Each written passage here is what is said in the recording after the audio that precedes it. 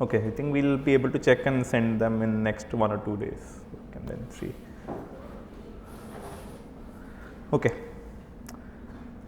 we'll begin today's class with a medical term. How many of us have heard about pulmonary fibrosis? Okay, anyone? No? Okay. Okay. Basically scarring of the lungs, wherein the normal healthy cells, if they are damaged because of some disease or an inflammatory response by the body, a misdirected inflammatory response, then they are replaced by collagen or the scar tissue with the collagen. That's not functional. It just provides some structural integrity to the lung. Okay, so trust me, I had not leaked out the question to him. He knew the answer, and I think he's answered as well as you may hear from some doctors. So this is what the different health articles also talk about this disease, pulmonary fibrosis. It's a lung disease which occurs when lung tissue becomes damaged and scarred, and this thickened soft tissue makes it difficult for the lungs to work properly. Importantly, they say that in most cases the doctors cannot pinpoint what is causing the problem. Right? So there is not a lot of clarity on what has caused it and how to treat it then, but they mention that while it cannot be repaired, there are certain medication therapies which can ease the symptoms and improve the quality of life, and they show this specific image also. Left hand side you can see the normal lung and alveoli, and on the right hand side you can see the one which has been affected by pulmonary fibrosis. So pulmonary meaning related to lung.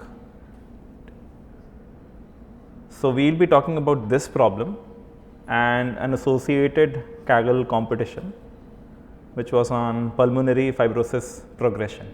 They are trying to measure the lung function decline over time. Right. So if we have told about that this is a specific problem which occurs in the lungs, there has to be a way in which we can measure. Right. So if the question is that you want to look at the lung function decline, there has to be a way to measure the lung function. Right. How do you think that might be done? How can we measure the function of the lung or how well the lung is? Okay, someone else to answer that.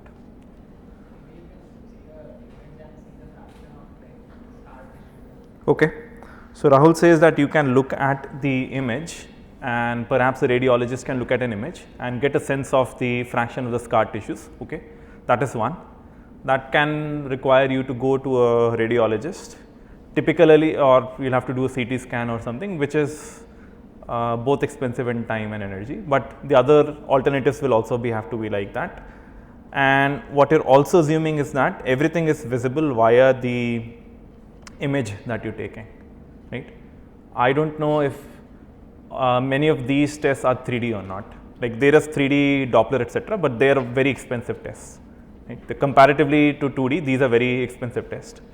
So maybe this requires a 3D test in order to figure out the scarring across the lungs. What could be a simpler test of lung function? What was happening when, did anyone amongst the class suffer from COVID? Okay, how did you know that you are getting better?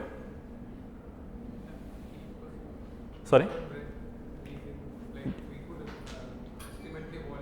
You were trying to estimate the volume. You got probably a 200 rupees, 300 rupees thing from Amazon, which would see how many balls you are able to move, right? That is a cheaper version of something known as a spirometer. So here we have a full-fledged spirometer. It's a machine, you have to go to a clinician, to a pulmonologist, and you are trying to inhale as much as possible, and then you have to exhale as hard as possible, as long as possible. Right? So there is a specific maneuver which is known as spirometry. So they say that patient takes a deep breath and then you will exhale as hard as possible. You clip the nose, right, so that you are not exhaling out of your nose, and then this measures the flow of volume and various associated parameters. Right. So this is a standard test known as spirometry.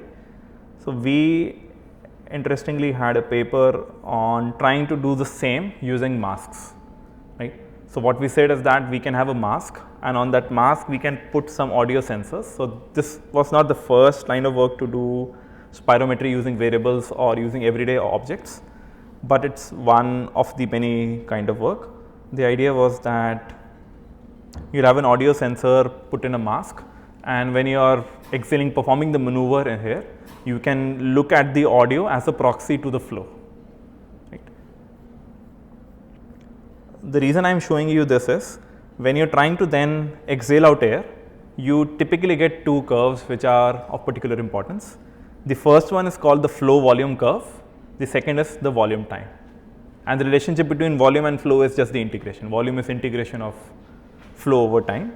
So you can clearly see that in the flow volume curve, and you can firstly, if you just look at the volume time curve, you'll clearly see that the volume will keep increasing over time. Right? This is a cumulative volume, it will keep increasing over time. In terms of the flow versus volume, you'll see that there is a point of time where the flow is the maximal. Right? After that, like all of us know that we have a peak volume of exhalation, and then it gradually dies down to a point we don't have any flow. Right? So we have various of these properties which are used to define your lung health. The first one is called peak expiratory flow, which is the point where the flow is the maximum. The remaining two are very commonly used in the literature, FEV1 and FVC. FEV1 stands for the forced expiratory volume in 1 second. You can't see time here, but you can see from the volume time curve and then bring it point here.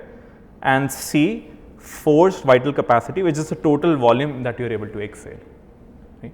So when people had COVID, etc., or when people suffer from any lung ailments, their forced vital capacity also reduces. So therefore, we can use this forced vital capacity as a proxy of your lung health, and that is what this specific task was also looking into. So they do mention that they had multiple participants for which over time, over multiple weeks, they did this spirometry testing and they figured out the forced vital capacity. Right? Now our objective is to tell the progression. Right? So given weeks going ahead, can I tell how well their forced vital capacity reduce or increase over time? Right? Do you expect the forced vital capacity to increase or decrease in general? It's a very broad question. Broad questions generally have broad answers. The safest answer is, it depends, but on what? Should your forced vital capacity increase or decrease over time? Decrease. Age related, you will expect that it will decrease over time, right? But let's say you enroll in a swimming program or a yoga program. Can you improve your forced vital capacity? Yes, you can. That's what sports people also train for. They're trying to increase various health parameters, right? But in general, until unless there is an intervention and someone has a disease, without any intervention, without any medication, etc., it is likely to worsen off. Right? That is the general progression. So that's an important thing which we want to use. So in Bayesian modeling, can we use such things as priors as some information which can be useful, critical for modeling? Right? What we are assuming is that over time, your forced vital capacity is likely to reduce without any interventions. And we'll see now. We'll look at a specific kind of modeling called hierarchical modeling. This has been picked up from an excellent article from the NumPyro blog post, NumPyro documentation. So I briefly showed Pyro, NumPyro like probabilistic programming languages earlier, but today we'll do a much deeper dive into it. I will be running the code in a Colab and show you that. Okay, any guesses why am I running this on a Colab? You know that my typical preference is to run on VS Code.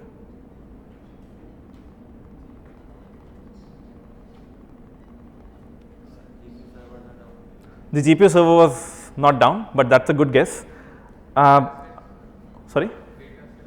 The dataset size is KBs, and the server is also very well equipped. The server which I was using has very good GPUs. In fact, probably better than the one which the Colab free version gives. Right? But we are missing another important thing is to how to get CUDA working correctly. Right? And that can sometimes not work perfectly. So while I had those things installed, CUDA and the corresponding JAX version installed, but I was not getting good amount of speed for MCMC sampling. So I'll be doing something some MCMC sampling. The other thing, I had probably once told you that, so there are two very similar frameworks, Pyro and NumPyro. Pyro works with Torch and NumPyro works with JAX. The backend is different. Everything else is almost exactly similar. Right. I again started this in Pyro, but then late evening yesterday I realized that I was not getting enough speed, so I moved to JAX. And then I moved to the Collab. And doing these two things helped me get a speed up of about 100x or so. Right. And in Bayesian experiments, 100x improvement is a lot because you can quickly change the priors and see something. Right. So I was just saying all of this so that we get the sense of how important it is to get the correct environment. Let me just restart runtime. So this is the data set that we'll have. We'll have different patients.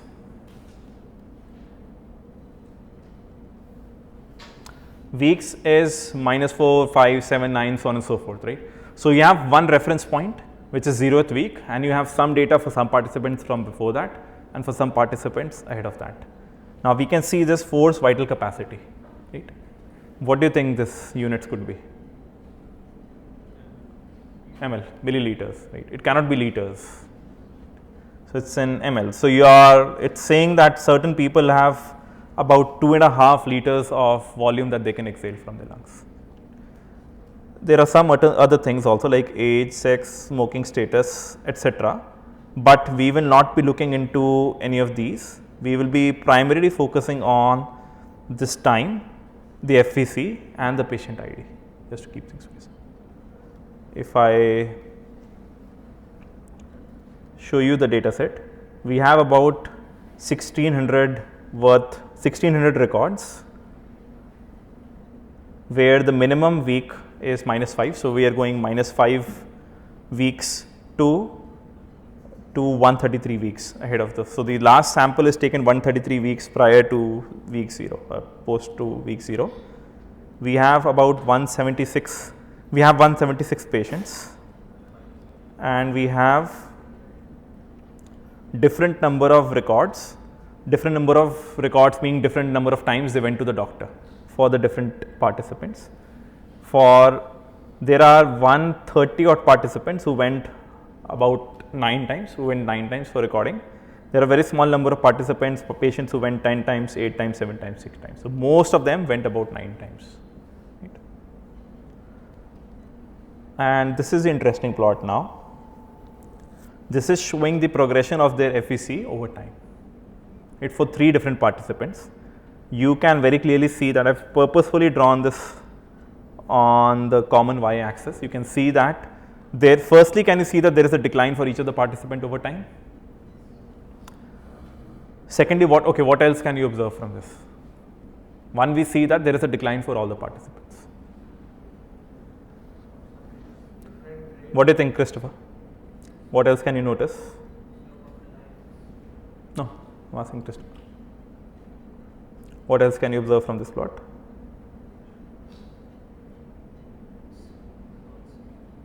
The slope is also variable, so different participants will behave differently. Okay, anyone else? Suraj?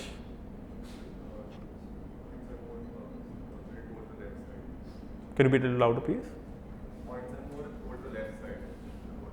Points are more towards the left side, which means that there are fewer readings as we are going ahead in time. I am not sure if that's the case or if it's just a visual artifact, but let's assume that is the case. Okay, any other observation? Yes, sir. Person 1's starting baseline lung capacity is low compared to person 2 and person 3. Right? So that these are few important observations you can have. Each participant may have a different starting FVC, baseline FVC. Each of them may have a different slope. Right? But can we more or less think that there is a good linear relationship between FVC and the weeks? Yes. So therefore, we'll be using the linear model as the starting model.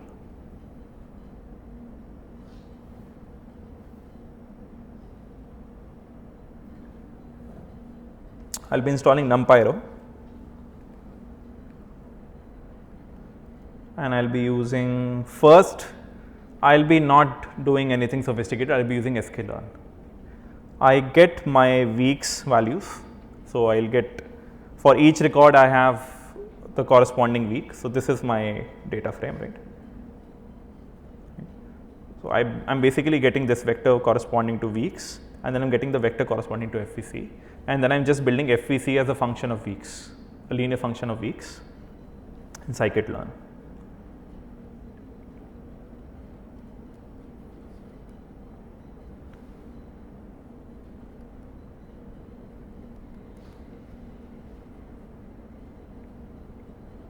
And now I'm plotting all the 1600 odd records in a single plot. Right. What do you observe? Does this look like a good fit? No? Why? There seems to be a high bias, yes. But we said that linear model looks good. I just said that 2 minutes back. What are we missing? Okay, excellent. Ayush says that a linear model seems like a correct model, but not for all participants seen at once. If we go back, if we are looking at a patient's or a participant specific setting, linear model looks good. But if we aggregate all the data, it is all jumbled up. Right? Therefore, a linear model is not doing very well. It's doing okay-ish. Right? Broadly, you can see that there is a very slight decrease, and broadly you can see that the intercept is something reasonable, positive. On average, this is not a very bad estimate, and it's the average of the data set effectively, and that we can confirm also. The intercept term is around 2700, and the coefficient or the slope is minus 1.5, which again makes sense because you are saying that there is a gradual decline in the lung capacity over time. If this turned out to be positive, we should be very circumspect. So therefore, having a little bit understanding of the domain helps a lot.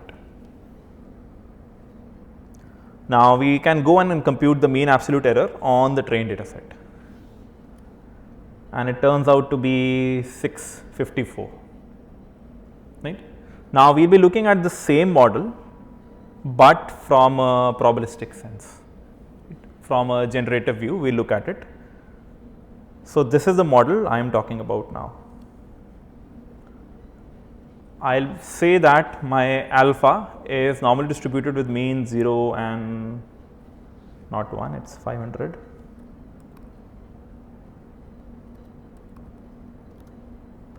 My alpha is normally distributed with mean 0, standard deviation 500, and similarly beta. My sigma is a half normal.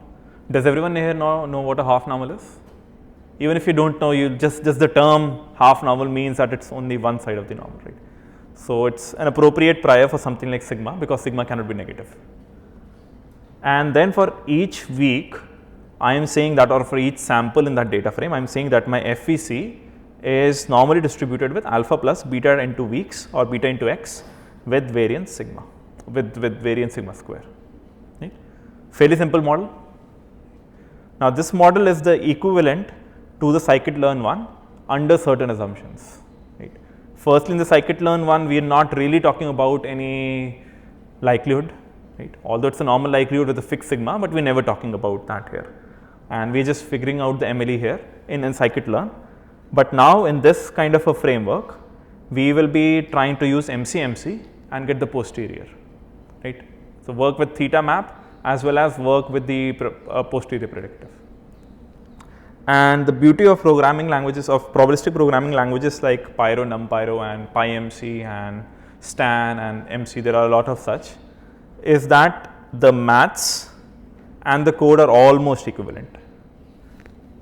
Right? And I specifically used Unicode here so that we can see the exact similarities. Right?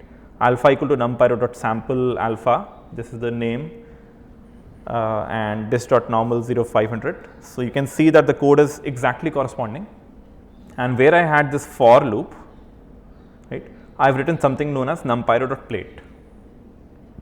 If you remember the plate notation which we looked at earlier, it is used to define loops or repeated things. Right? So, all we are saying is that FVC for every sample from 1 to length of sample is given as a normal distribution with alpha plus beta into sample weeks with variance sigma, and I am writing that observation equal to sample FVC. Right. Typically, when we write such models, we write it like this, right, because when we want to get a prediction out of this model, we do not want to be giving sample FVC, that has to be predicted, right. Then we only need to give sample weeks. So, do not worry too much about the specifics of the syntax, but we can see that very clearly it is fairly similar to the maths notation. Interestingly, very useful things are present in libraries like NumPyro, etc. The interesting thing which I was trying to mention here was that, so one of the student working with us in our lab, he created a subset of these things, this render model, and this showing these different distributions, etc. It turned out to be a very useful project for us. Does the model make sense? We have this plate notation which is talking about the different samples. We have about 50 samples. We have alpha, beta and sigma, right. All of these we have put certain distributions on them. Right. In the MLE world, we will not put distributions over them, we will just assume them to be unknown parameters which we will try and get point estimates for. And I will then also be using some sklearn pre-processing tricks to get patient code as a one hot, just to get it from a 0 to 175 instead of using that big string. So, I want to get unique patients. Now, I am using this MC from numpyro.infer. I am using no U-turn sampler, and I am using a predictive class which we will see in a few minutes. We use the no U-turn sampler on the model. So, that is the beauty of programming or probabilistic programming languages like this. They take in the function, right? The function itself becomes the model. They take in this function and they call MC over it with some specific kernel, etc. And then I can just run mcmc.run. Now, this is basically doing the MCMC sampling, which we earlier saw using Hamel torch, and it took roughly 5 seconds here. This was taking on the older system which was not well configured, this was taking about 2 minutes, right. So, you can get a lot of speed up. I am also using another very nice library called rvis. We have used this previously also, but I am using it to now specifically plot the traces.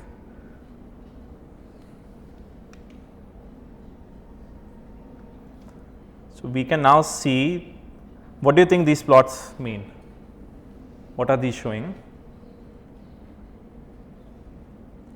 Prior, posterior, samples, random. This is happening, this is some plots I am showing after we have run MCMC. What does MCMC give us? Samples from the posterior, right. And do these look like the marginal histograms of the marginals, right, or the density plots of the marginals, right. So, this is telling us that the posterior for alpha, whose prior, what was the prior for alpha? Normal with mean 0 and standard deviation 500. Right. If we look at the posterior after we fit it through the data, it seems to be 2700 something with a smaller amount of variance, right. Whereas for beta, which was corresponding to the slope term, alpha was corresponding to the intercept term, right. We can think of it that way, but now we have them as distributions and not just as point estimates. Beta, it is saying that it is probably minus 1.5 centered around that, and then it has some variance, right. And sigma also, we had put a half normal prior, we get the posterior which looks like this, right. Importantly, we have now posterior over each and every term in this model. Any questions till now? Okay. We can also look at some summary statistics.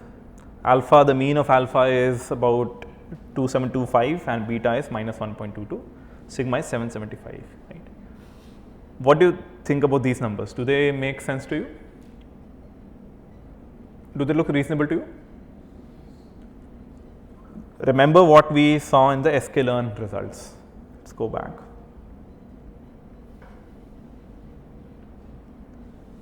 In sklearn results, we had the intercept term was roughly 2737 and the coefficient or the slope term was about minus 1.5. The intercept is about that 2725 and the slope is minus 1.22. Again, we have put a prior which is not uniform, so the posterior will not match exactly, and we are looking at the mean here and not the mode. So, that is another thing. Sigma is 775, but we did not mention anything about sigma in this sklearn model. Can we still compute sigma there?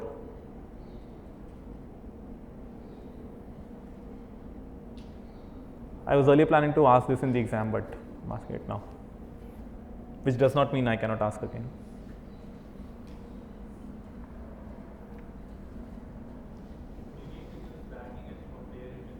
Sorry, we can use? Maybe you can use bagging and from there you can use bagging to do something, but then you're fitting multiple models, right? But this sigma we are talking about is the aleatoric component. Yes, sir.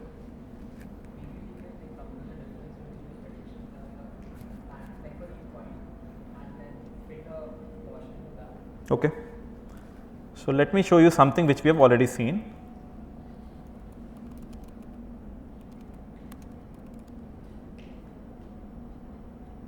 From the Maths for ML book.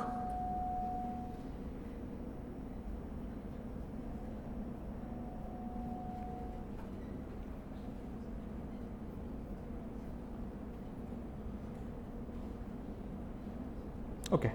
Does everyone remember this result for linear regression? Theta MLE equal to x transpose x inverse x transpose y. We have been looking at this for many times, a long time. How many remember this result?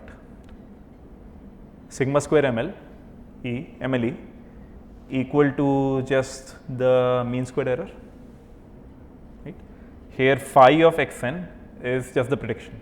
This is y hat, this is y minus y hat squared and mean, right? So, you can compute that, and this is 775, right? Now, let us go back and look at the mean absolute. Okay, I had mentioned here the mean absolute error. The mean absolute error is about 654, the mean squared error may be around 775, right? So, do these things connect now? Even with sklearn, you can obtain the sigma MLE, right? Because we know the sigma MLE in the closed form as just the empirical variance. Sigma square MLE is just as the empirical variance, as the variance you find by looking at the difference between the ground truth and the predictions from the model. Okay, coming back, this was something known as the pooled model, right? Does anyone know why this may be called the pooled model, where we are putting in all the data in a single model, or we are pooling in all the data, right? So, everything is belonging to a single pool of data, right? We have not kept anything specific to a specific participant or patient at this point of time. So, therefore, we will not expect the model to do any better also. These were the posteriors which we just saw. Now, we can compute the predictive distribution by looking at the MCMC samples that we have got, and then we can make the prediction on any value of weeks. I had created another object called all weeks, which was just going from -5 to 133 or min to max.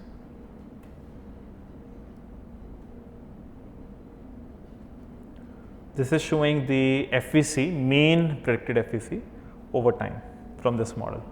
Like we have a standard deviation also, I am not showing that. Importantly, we can see that there is a decline and the starting point looks okay. If we wanted, we can also see in this way. This is the line that we predicted and this is the data which we had. Now, again looks fairly similar to what we had seen earlier with simple linear regression, because this is indeed that. We can get the mu's and the sigma by looking at the mean and the standard deviation of the data, of the predictions. And I am then plotting in the 95% CI, which corresponds to 1.96, minus 1.96 to plus 1.96 of mu, right, sigma of mu.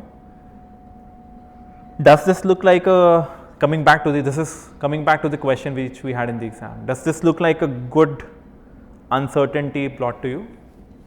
Does the uncertainty look well calibrated to you? 1.96 sigma corresponds to what quantile? 95%, which means with 95% CI, you should expect to see what number of points? 95%. Does it seem to be that case? Fairly similar. It's actually quite good, right? Which is again counterintuitive. You have used a very poor model, but because you have pulled in all the data and you're able to get all of a majority of the points here, that is why this is not a bad prediction from the uncertainty perspective. Although by just looking at the mean squared error, you can very clearly see it's a very poor model, right? So therefore, you cannot be looking at these metrics in isolation. You want to be looking at all of these metrics together. So then I compute the mean squared error, mean absolute error on this specific model. It seems to be the same as what linear regression was giving, which I'm using as a sanity check, because this model is essentially the same, just that instead of using MLE, I'm using MCMC. And I'm getting fairly similar results because I have a large data set. If I had very small data sets and I had very specific priors, very thin priors or very narrow priors, then the results may have been different. But I have fairly broad priors and I have a lot of data, so therefore the models seem to be giving equivalent performance. And this is the code I've written to calculate the coverage. So this is what fraction of the points are falling within a certain sigma. I'm calculating this only for 95% CI for now. So I'm looking at what fraction of points are within minus 1.96 to plus 1.9 sigma of the mean. And for this model, it comes out to be roughly 94%. So it's fairly good from coverage perspective. Okay, what can I now do to make the model better? Sorry?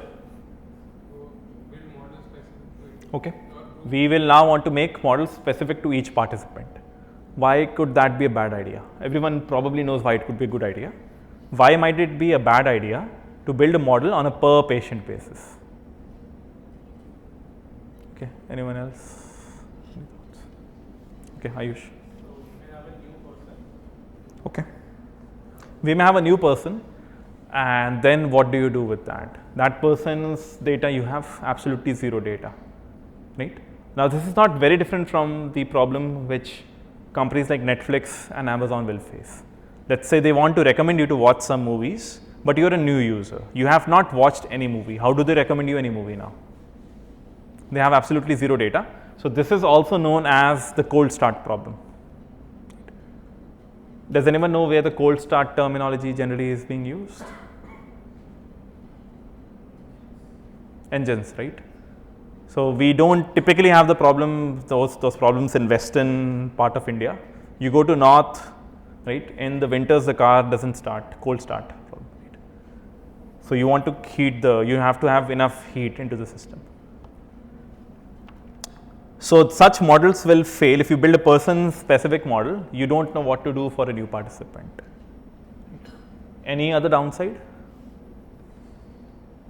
Yes, Ritik. For every person, if you are building a separate model, we may not have enough data to train. Okay, excellent. So each person may end up with, each person may have varying amounts of data. Some may have very small amount of data, right? Now, when we pool all the data together, then because of the pooling effect, every participant you're able to make a prediction. Right? Let's say that for some specific week, you have very less data for some participants. What can you do? Not much. Right? But let's look at this model. We will be calling it the unpooled model, which means that we are building a separate model per participant. Let me first just show you the graphical model, and then it will be easy, I think. You have the alpha and the beta on a per participant basis, So previously, if you looked at, if you remember the previous graphical model, that there we had a plate only on samples.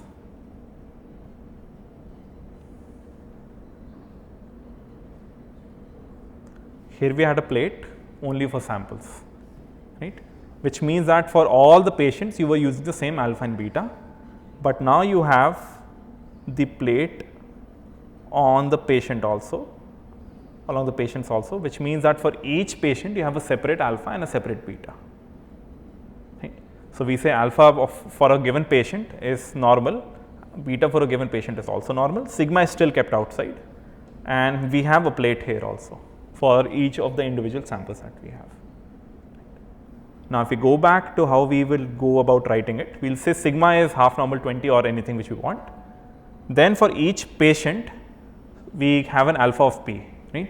So, previously we had a single alpha, now we have alpha as a vector whose length is equal to the number of patients. That is exactly what is being meant by this plate notation, and equivalently in code with numpyro.plates with plate patient, we have for each patient we build this term, right.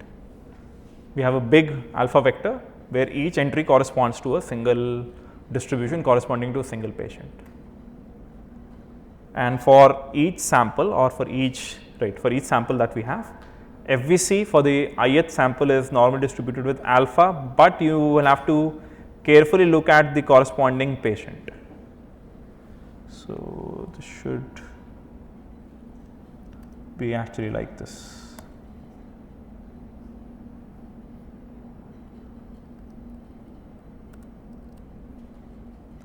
Right. Does it make sense now? Alpha p corresponds to a specific participant, beta p corresponds to a specific participant, and ith is corresponding to the week that you have. Does it look correct, or is there any other problem? You could also think of it as a multiple loops, one for the participants and one for the patients and one for the weeks, and if you do it that way, that will be easier, right. So, if we had in fact written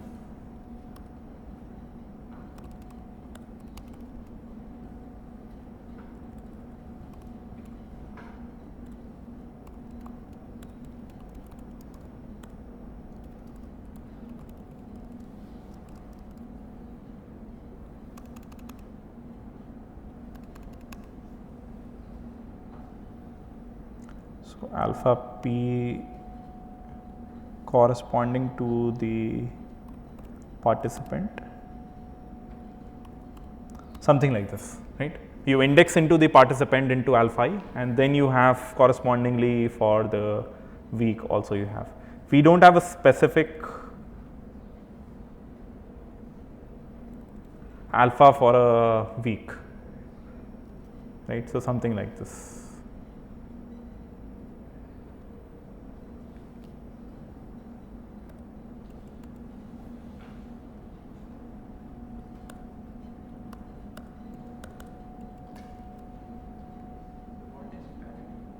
It is a patient.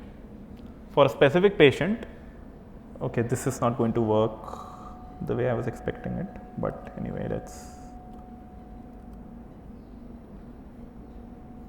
let's move it here and see. Right, you think of this as, this is the line that we have here is corresponding to this line, right. So, for every week you look at the week of I, you multiply that with the corresponding patient for that corresponding I also, right, and alpha plus beta into week of I. Right. The good thing about the framework here is that it will automatically take care of such things for you. Alpha p and beta p would be vectors, you index them to them, alpha p of code, right, and beta p of sample patient code. This is equivalent to what I have written here, alpha p of the patient code, beta p of the patient code into the corresponding sample weeks that you can get, right. So, this is one plate corresponding to patients, the other plate corresponding to the likelihood that we have. Questions on this? And then I will render this model graph which I had shown earlier. And this is again something nice in Python and NumPyro like frameworks, that you can also pass in the model arguments or the model keyword arguments, which we can reuse. So I just pass in this dictionary here, which go as the inputs to this unpooled model function.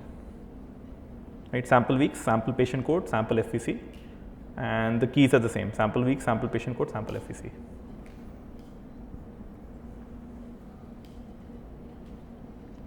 Now, if I again just run the MCMC on this, it will take longer on a because now you have to run multiple models. Previously you had a single likelihood which you were taking care of. So here it's taken about the same time because the number of iterations I'm running is much lower. Right, I'm just running for 200 just to save some time. I can plot the trace.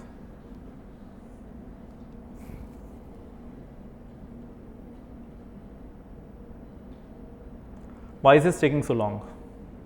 Because now you're trying to plot the histograms or the densities corresponding to each patient's alpha, each patient's beta. Right? So for each patient, you'll get a density plot for alpha and a density plot for beta, and you have a single sigma. Right? And such frameworks also show you if you get any errors or anywhere the MCMC is not working well. In this case, it is working well. Otherwise, they show something known as a divergence, right, which is not coming here. They typically show it in the rug plot. They show some black lines here. So it means that MCMC has run correct. I will now be using this unpooled model and pretty much the same, some boilerplate code for making the predictions, taking the mean, getting the sigma, then plotting plus minus. Let me plot 1.96 only.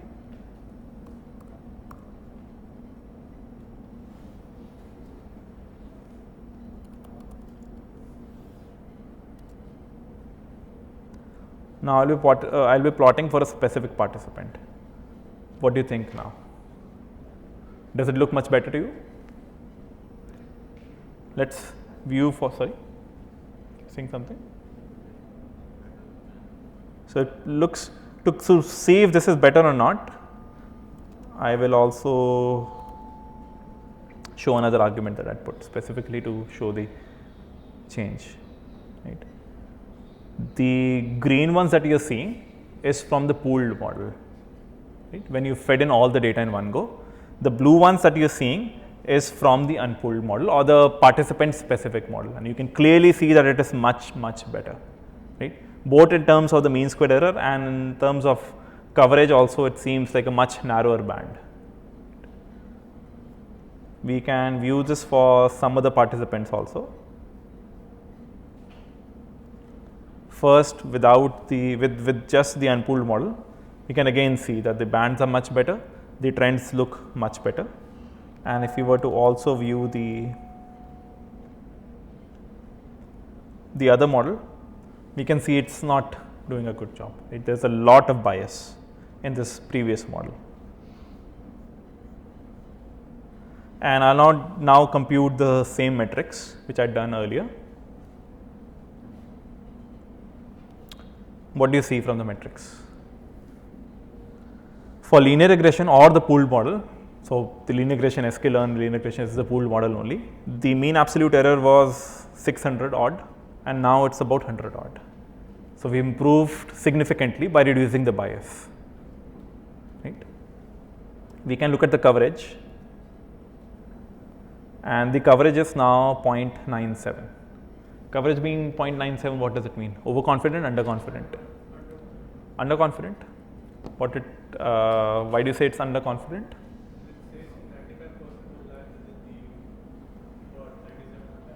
So it says that while we would have expected 95% samples to lie, 97% samples lie within this. So which means the sigma could have been reduced slightly, which means that we could have made the model slightly better confident. So it's currently underconfident. That's why it's trying to give a wider range than we currently have. Okay, so we had, let me go back and show you the graphical model. Okay, What change can we make in this to make this slightly better? Okay, let's ask Soumya. What can we do to make this slightly different, if not better?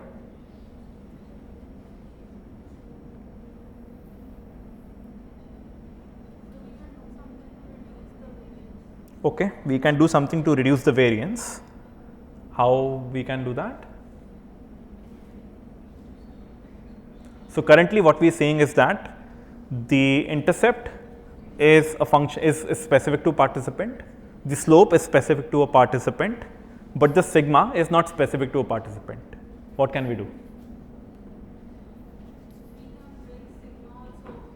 Okay, excellent. We can think of sigma also to be something which is specific to a participant, right? Which would mean that the sigma would also move within the plate. Okay, Dharya doesn't look happy. Why? Okay. I think 5-10 years down the line, someone will look at the video and laugh. Who's Dharya? Who's not happy at this video? Okay. So we now look at this model. I'm running the model again. Sorry. Now I'll make certain changes to this model. I will now say that sigma is also specific to a participant, right? And everything else remains the same. And this is a graphical model. As expected, sigma is also specific to a participant. Now, when would you say that sigma p was not needed here? Like the previous model was looking better. One is in terms of the empirical results. What can you look at the posteriors and tell something?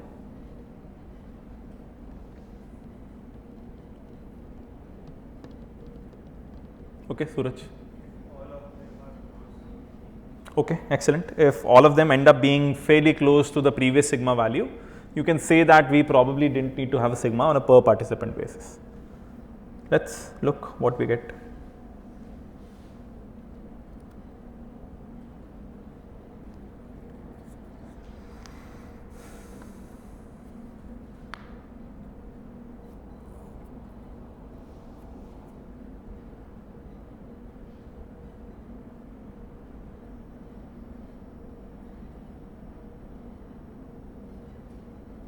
Alpha p's are like previous, but they seem to be now a little more erratic.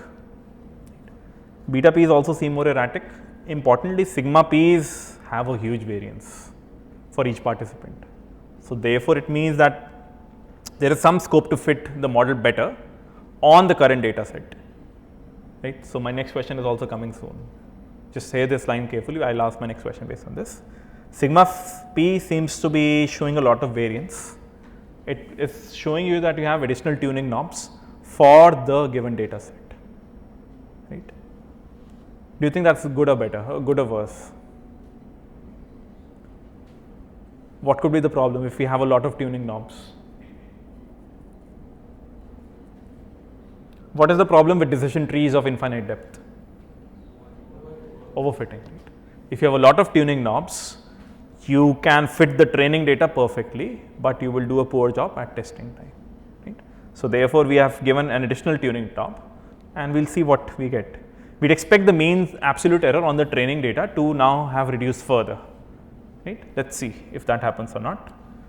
I look at my predictive distribution and I compute the metrics. The mean absolute error has gone down from 98 to 81. Right? So it means that with a simple linear regression like model, if I give it enough tuning knobs, I can reduce the training error quite a lot. But at this point, we are likely overfitting. It's possible that we would be overfitting.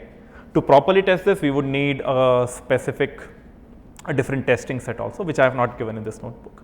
But it's something you can verify. Okay, what can we now do to make best of both worlds, which is the topic of today: hierarchical modeling, multi-level modeling, something else. So we have looked at two different approaches. Someone should quickly tell me the benefits and the downsides of both. Okay, Khush. Pooled model. What is the benefit of the pooled model? Check overall flow of the data. Okay, we can look at a lot of samples across all the participants. Okay, Rishabh, any benefit of the unpooled model or where we build a person specific model?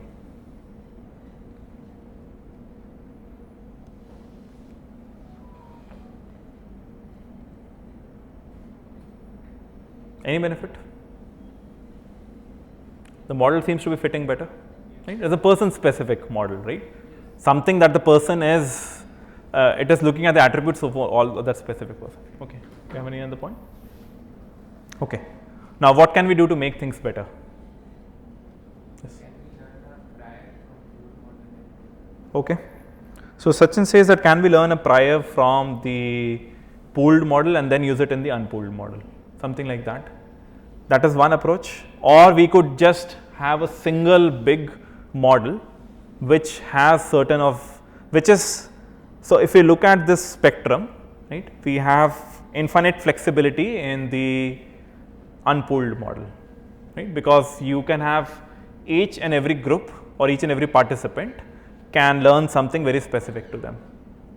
Whereas the flexibility in the model which is the pooled model, the global model, there is no flexibility, right? Can we choose something in between? Okay, something like a subset, subgrouping of data, right? So one problem I've been thinking of doing this for a long time, but I wanted to illustrate this problem with the problem of hierarchical modeling with a data set from India, but I wasn't able to do so. So let's imagine we are talking about the relationship between height and weight across India. One example, the pooled approach would be I've put in the data across all the states in a single model, right. The other could be that I put in the data for each state separately and I learn the relationship. There will be some states which have a lot less data, some states which have a lot more data.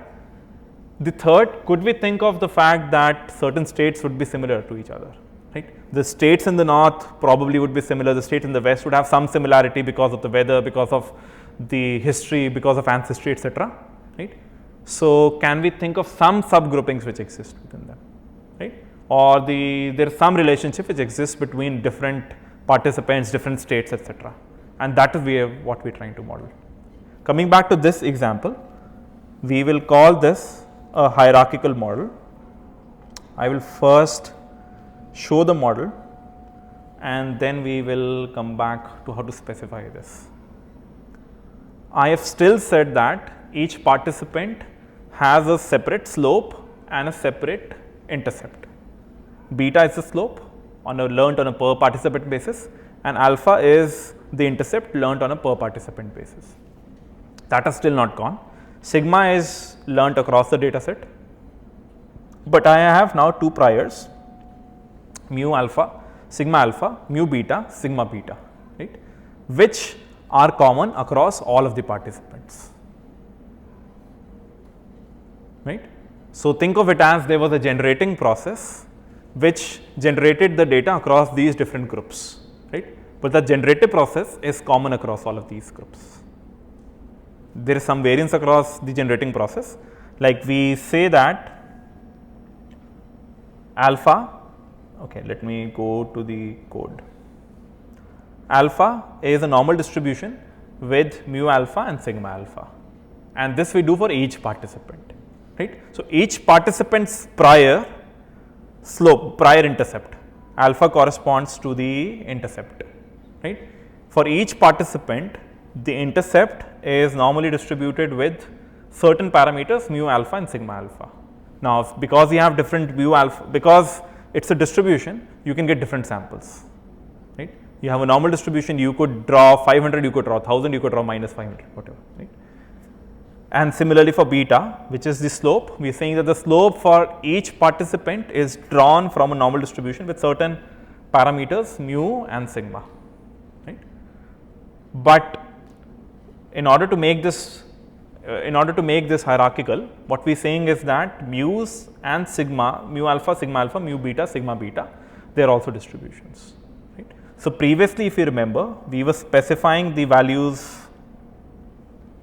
directly, alpha for each participant is normal with 0, 500, beta for each participant is normal with 0, 500, and sigma for each participant is half normal something. Yeah. Now, what we are saying is that we have modified the setup a little bit, but instead alpha for each participant, beta for each participant still exist as a normal distribution, but the parameters of the normal distribution about which they are distributed in, they are coming in from the hyperpriors, right, from one level above. Right. Therefore, they are called as the hyperpriors, and this diagram illustrates it all. Right. So, there is some underlying generative process which we do not know, which has certain prior distributions on mu alpha, mu beta, sigma beta. Once you are able to sample from them, you get some alpha for a specific participant, and given that this whole linked structure, right, what we are saying is that we will build up some relationship between each of the participants. Right? Is this becoming clear? Okay. What can you do to make this an unpooled model without changing the knobs, but setting specific value to the knobs? The knobs now we have is mu alpha, mu beta, sigma beta. Yes. Okay. Okay. If you make sigma alpha and sigma beta to be, so let's go back and see what we had in the unpooled model. We had alpha for each participant whose mean was 0 and the variance was 500, right. So, this is what I am saying, that can we have this exact 0, 500 for each participant, right. If we have to get that, can you, so basically you want this to be 0, right, this value to be 0 and this value to be 500, right. Now, you can set some you can be a little manipulative here, so that the mu alpha that you get is always 0, right, or close to 0. How can you do that? It is a normal distribution with 0, but the variance, this variance that you are putting instead of 500 is probably, let us say, 0.1. Then the mu alpha that you will get is always close to 0 or almost always 0. Sigma alpha, you want it to be 500 exact, right. So, you can again give a distribution with very low variance and the specific value which you want. Right. If you do this manipulation, you will get the unpooled model. Similarly, if you do a bit of manipulation, you can also get the pooled model. This we will have in the next quiz. Okay. I will ask this question in the next quiz. May I ask this question in the next quiz? So, once we have specified these models, right, nothing else has changed. There is a bit of syntax you need to be carefully looking into. I will again run MCMC on this model.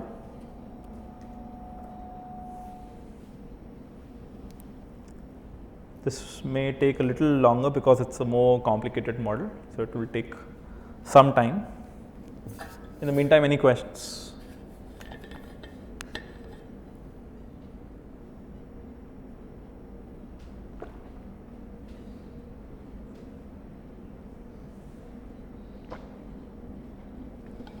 Okay, while this is running, let us do a stretching exercise. How many of us have heard or used the term meta learning? Anyone else who's heard the term meta learning, used the term meta learning? Okay. So, sounds like a very complicated term, right? Meta learning, we are learning about learning or something else. Right? We have today done meta learning, right? Without explicitly knowing that this is meta learning. You are trying to learn something across tasks. You have some shared information across different tasks. In this case, the different tasks are the different participants. Right? There are more sophisticated, more modern ways to do this, and we will hopefully see them in the next lecture. But this was to show, just to tell you that we have done meta learning today. Now we will look at the predictive distributions and the marginals that we get from the posterior.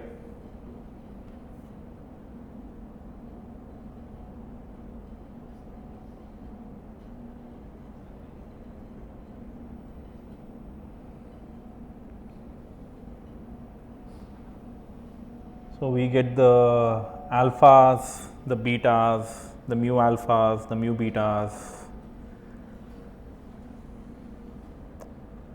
Okay, mu alpha is 2750, the mean of that.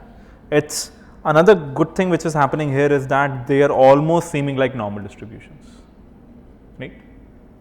So mu alpha seems to be normally distributed, mu beta seems to be normally distributed. In fact, sigma also seems to be normally distributed. Sigma alpha, sigma beta all seem to be normally distributed, which we can later use to some benefit. Now let's make some predictions.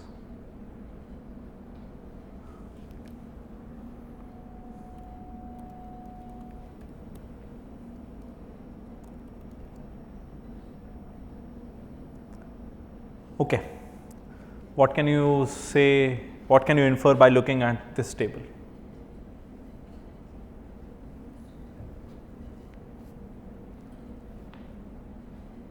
Okay, Param. Reduce the overfit that was possibly there. Between what and what? Between unpooled and hierarchical. Okay, so we looked at unpooled model, it gave us a mean absolute error of 98. Unpooled model 2 we said is possibly overfitting, right? You have made it very, very flexible by having a sigma learnt on a per participant basis. Hierarchical model is giving you the mean absolute error of around 83, slightly worse than the unpooled model, but it may be behaving better in terms of generalization. We have not tested it, so it's difficult to comment, but it seems possible to do that. Now we have not modeled sigma as a function of the participant in this model. We could also do that in the hierarchical model also, but the benefit of this simple approach is relatively simple approach is that we can get the benefit of an unpooled model, right, by looking at the entire data, right. By looking at data across different participants, we are able to get something as good as on the training data. Can you get anything better than the unpooled model? No, right? For that model has been built specific to that participant. We cannot get better than that, but we are able to almost get the same result with a hierarchical model, which is likely to generalize better. And look at how better it is. So the pooled model was 654. This is now 83. So significantly better and fairly close to the unpooled model, right? So it's a very good combination to have. And then I can show the predictions for the different patients. So this is from the hierarchical model for patient 0, and this is for the previous one, right? What do you observe?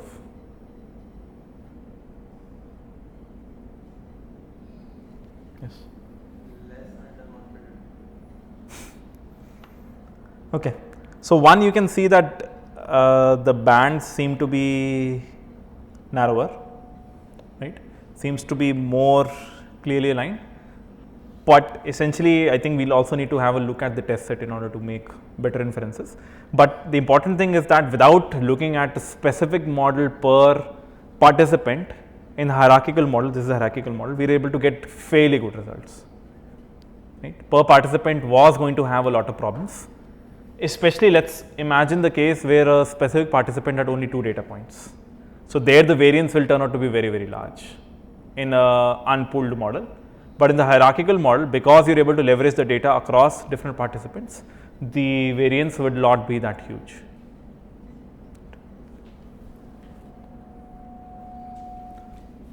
Okay, some questions for you to ponder upon. How do you think we can incorporate some extra information to make the models better?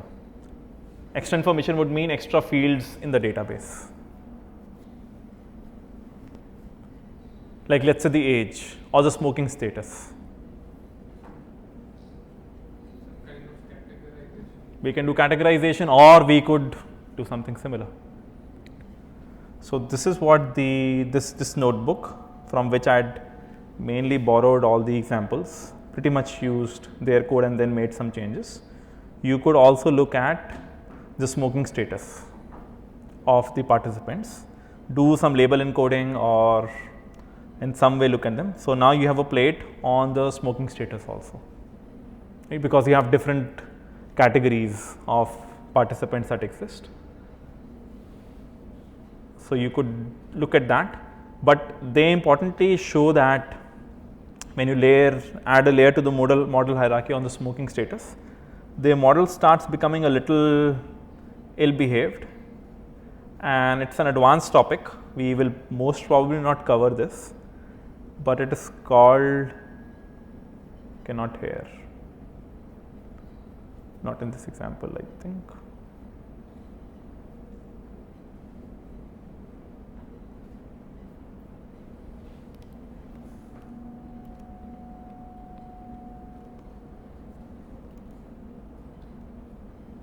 Right, it's called reparameterization, model reparameterization.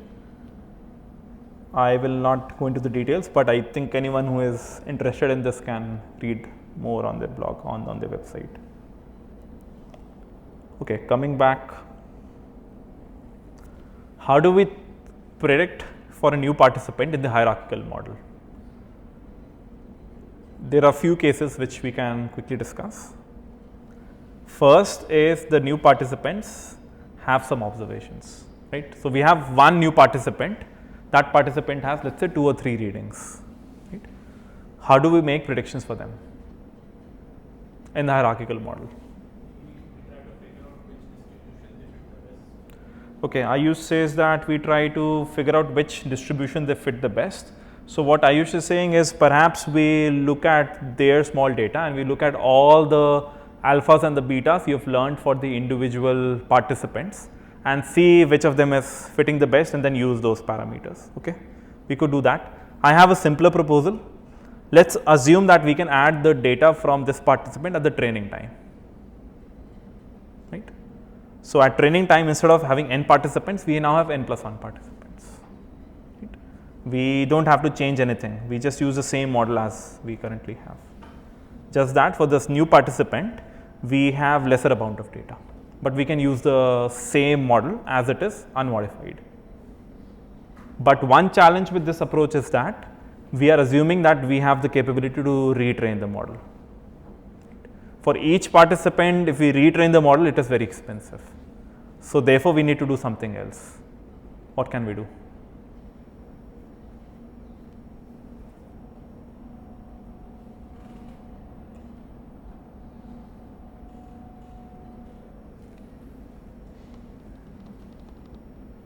Any guesses? One way to think about this would be to maybe look at these trace plots.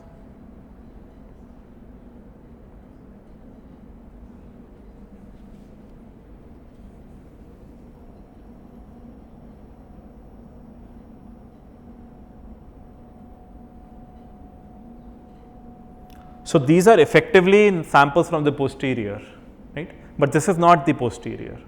If we had access to posterior, would that make your life simpler? Let me show you the model. Right? Currently, we are writing mu alpha equal to this is the prior, this is the prior, this is the prior, all of these are the priors. If instead of the priors, we put the posteriors, right? Is that job solved for you? Right? You have leveraged the data from all the participants and updated your prior to get the posterior. That posterior you can put, and you can then get the predictions for a new participant with small amount of data also. Right? The challenge would be that currently we don't have this in the posterior. We don't have the posterior in this form currently. Right? We have the posterior in the form of samples. Right? Our posterior is like this. Posterior for mu alpha is a set of samples. Posterior for mu beta is a set of samples. Now this is where I was saying a few minutes back. It is fortunately good for us that these seem like normal distributions.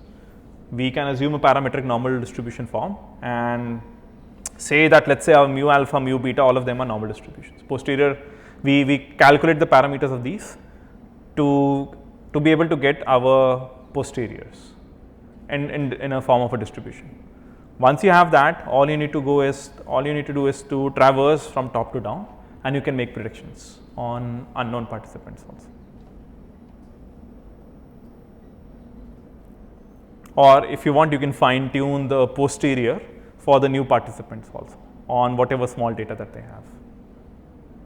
Right. So, this posterior that we are now getting can be assumed to be the prior for the new data that we are getting for the new participants.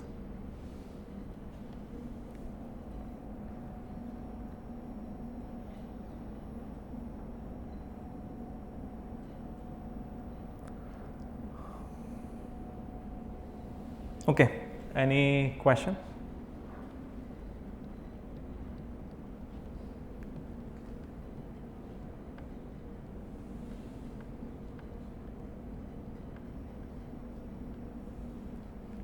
Why did we have to use the PPL, probabilistic programming language? You might have seen that I'm generally a little averse to using sophisticated tools, and I prefer doing things from scratch. Why did I have to use PPL here? At least for the pooled model, do we need a PPL? For the unpooled model, do we need a PPL? No, it's just linear regression, right? Linear regression done independently on different groups. It is a hierarchical one where the use of a PPL makes a lot more sense, because otherwise getting this entire graph, right, you'll have to walk from top to down in order to be able to compute certain quantities. That is where things become difficult, and such tools are automatically handling the dependencies.